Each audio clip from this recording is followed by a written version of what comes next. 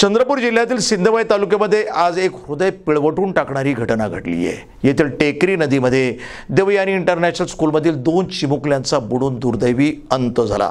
या घटनेनं संपूर्ण सिंदवाई शहरावर शोककळा पसरली आहे। देवयानी इंटरनॅशनल स्कूलमध्ये सध्या तालुकास्तरीय क्रीडा महोत्सव सुरू आहे। या क्रीडा महोत्सवामध्ये सहभागी झालेले 13 विद्यार्थी व्हॉलीबॉलची मॅच खेळून झाल्यानंतर जवळच्या टेकरी नदीत पोहायला गेले। याच वेळी महालक्ष्मी नगर येथील जीत टिकाराम वाकडे आणि आयुष दीपक गोपाळे हे दोन्ही मित्र खोल पाण्यात बुडाले।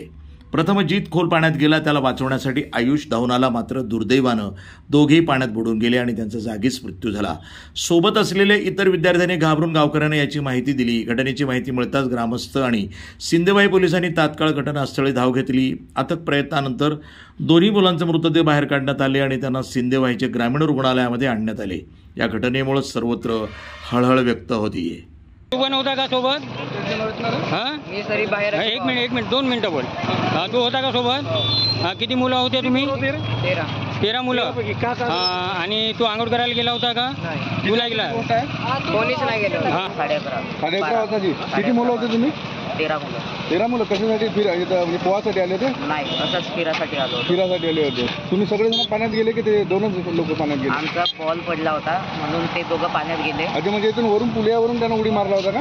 नाही, पहिले खालीच गेले होते, मग हे गाडी काढा ना भाऊ दादा। पाहिले त्यांनी पण नाही भेटले मग दोघेजण।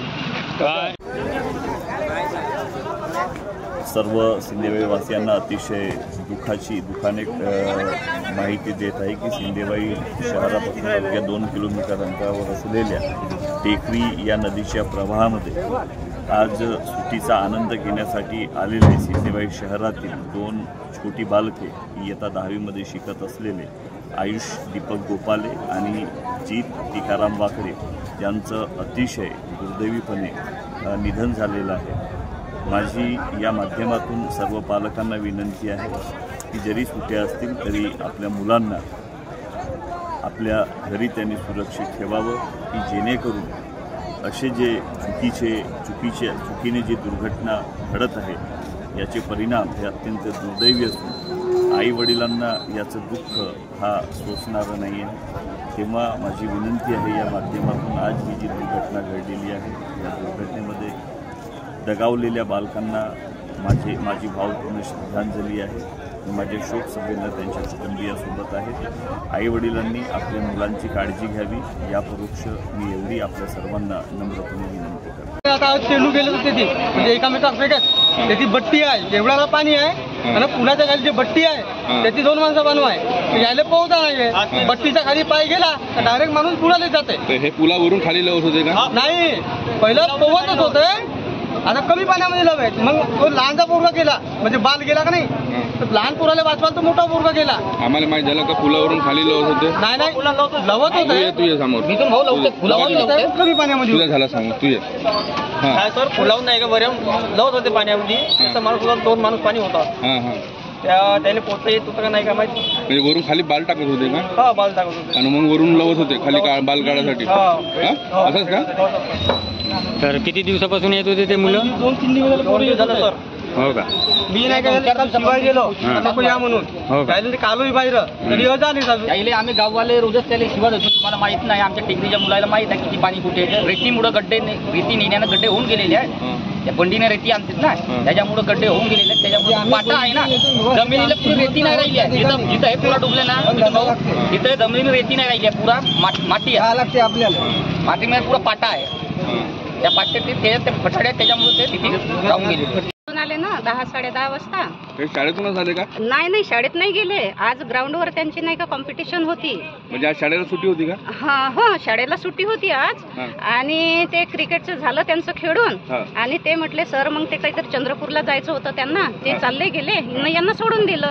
सोडल्यानंतर हे पोरं घरी न सांगता ते इकडे आले नदीवरच्याला पाणी पाहून येऊ, बा नद भरली आहे असं म्हणून। तर त्यांच्या जो बाल होताच, तर बाल नाही का तो असं खेळता नाही का इथे तर टप्पा घेतला त्या बाजून बाल.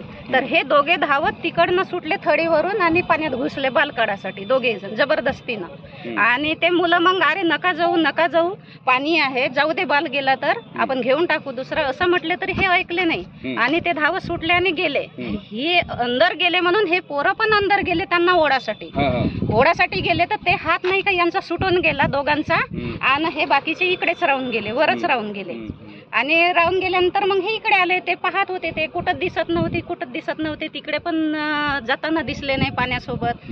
मग ते अंदरच डुबले. मग लोक जमा झाले, लोकांना काही बोलावले असतील का अशी घटना घडली हे कर म्हणून. मग हे जे गाव आहे ना, हे कोणतं टेकरी, तिथल्या लोकांचा पोलीस स्टेशनला फोन गेला. मग ते गाडी आल्यानंतर मग त्या मुलांना शोधून काढले तर ते मेलेलेच प्रेत निघाले. किती कोणत्या वर्गात होते?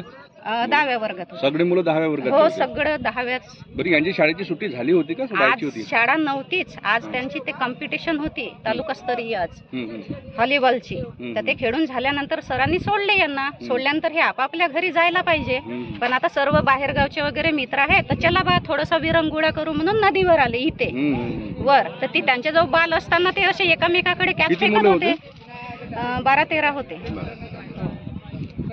आणि ते आता मुलं जे मृत्यू झालाय त्याचे नाव काय? त्यांचे गोपाले, एक आयुष गोपाले आणि वाकडेचं नाव माहिती. प्रतिनिधी अमान कुरेशी, NTV न्यूज मराठी, चंद्रपूर.